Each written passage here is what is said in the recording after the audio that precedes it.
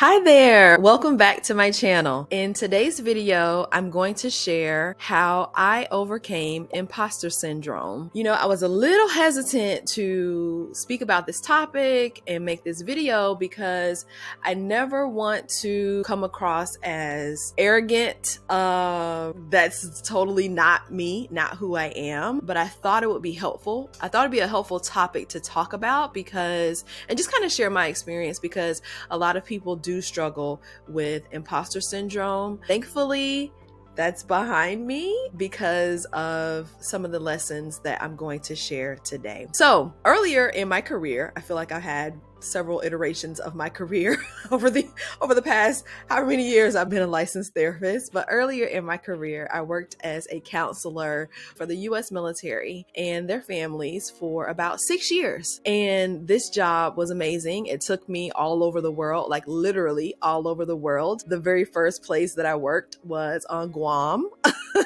I've worked on Guam. I've worked in the Middle East, in Europe, in the US. I've worked a whole bunch of different places, done a lot of traveling with that. And through those experiences that I had during that period of my life, it really, really helped me and pushed me. And it helped me to gain more confidence in myself as an individual and as a professional. And it really helped to silence the inner critic as it relates to imposter syndrome. The first takeaway that I have from the job is that I had to be focused on achieving my mission. My mission was to ensure that the US military personnel was ready for their mission. My job was to make sure that they are mission ready, which means that they are in a state of mental and emotional stability, wellness, right?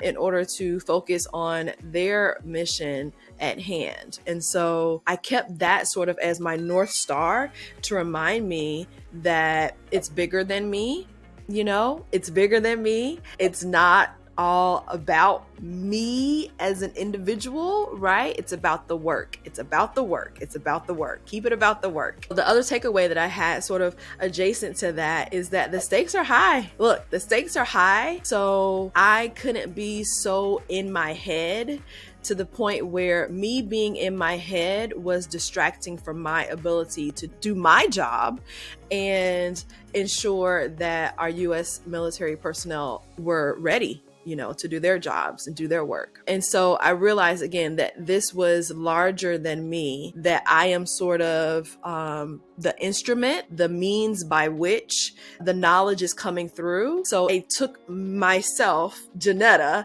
out of it and made it more about it's bigger than me as an individual. It's bigger than Jeanetta. So I can't focus on Jeanetta's insecurities. Before we continue with the rest of the video, I invite you to subscribe to my channel. It's a small but growing channel, but I invite you to subscribe and like the video, leave a comment below. Second lesson that I learned is that they saw me as an expert. They saw me as an expert. So why couldn't I see myself as an expert? So quick story. I was at a meeting with some of the top brass and I was the only civilian in the meeting. So that means we're in this conference room, in this building where you need like a secret code to get in the building. And somebody had to let me in because I'm civilian. So someone had to let me in and escort me into the conference room and all this. So, right. So we're sitting around the table and we're talking about, what we're talking about. And I'm looking around the room and every person is in uniform. Right? Every person is in uniform and I'm the only civilian there. So easily I could have felt like I don't belong here. I don't have anything to offer here. But I did not think that way because I did belong there, because if I didn't, I wouldn't be there. Like I literally wouldn't be in that room if I didn't belong in the room. I wouldn't have gotten an invitation to come in the room. And there were points where they would turn to me and say, Miss Garrison, you're the expert here. What are your thoughts? What's your opinion?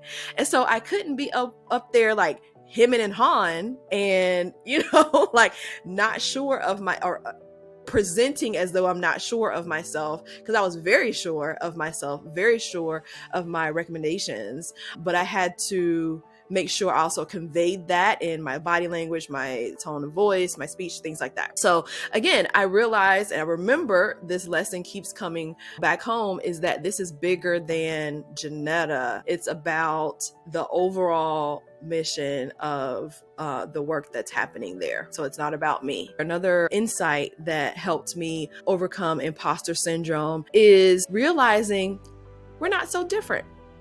We are not so different. With imposter syndrome, oftentimes we can get really in our head and focus so much on what makes me different from that person, what makes me different from them. And then when we think like that, innately there's this hierarchy, kind of thing. If you're thinking like, oh, I'm different from that person, then the mind makes this natural leap to, well, if I'm different, are they better than me? Do they know more than me? I'm not supposed to be here. They're gonna find me out. Oh my God, they're gonna find me out that I'm a fraud, that I'm an imposter. Those types of things pop up. And through the 6 years of my work as a military counselor, I really got to see we're not so different. We have different jobs, but we're not so different as far as our humanity. We're all human beings. We all want the very best, right? For our loved ones, we want people to have safety, security. We want our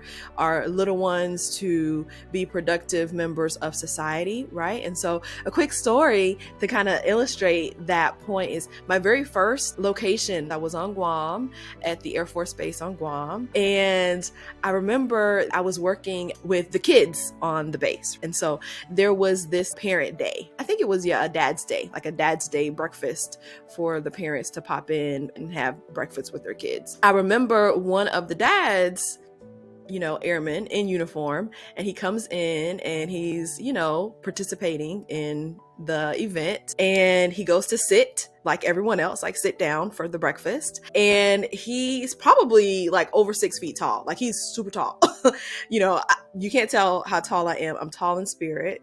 I'm tall in spirit, but I'm a strong 5'4", 5 maybe. But he was like really tall, right?